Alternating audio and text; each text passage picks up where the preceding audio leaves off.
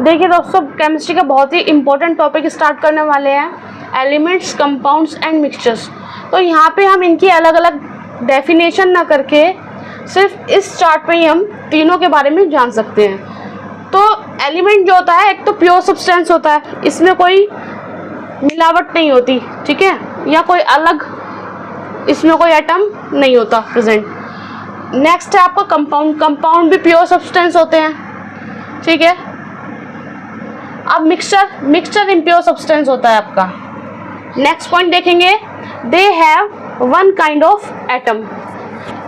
इसका मतलब क्या है कि एलिमेंट में सिर्फ एक ही टाइप का एटम प्रेजेंट होगा। जैसे कि मैंने अगर यहाँ पे कार्बन ले लिया है तो इसमें कार्बन ही होगा, चाहे कार्बन के 2 एटम जरूर हो जाए, मगर यहाँ पे कार्बन ही होगा। कार्बन के साथ आपका हाइड्रोजन नहीं मिलेगा, ठीक है।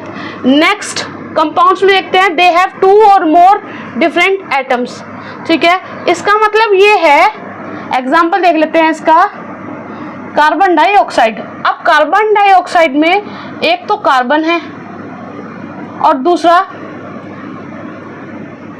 2 ऑक्सीजन इसमें प्रेजेंट है, ऑक्सीजन के एटम, तो ये मिलके आपका बनाएगा CO2, ठीक है।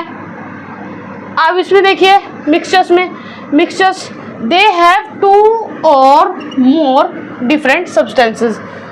अब इसमें जो है मिक्सचर में ये दो से ज़्यादा डिफरेंट अलग अलग तरह के सब्सटेंस से मिलके बना होता है।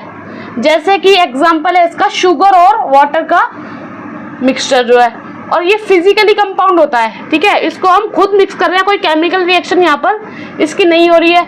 यहाँ पे कंपाउंड्स में इनकी केमिकल रिएक्शन हो रही है, ठीक है। अब एलिमेंट्स के कुछ एग्जांपल देख लेते हैं, carbon, hydrogen, oxygen, zinc, aluminium.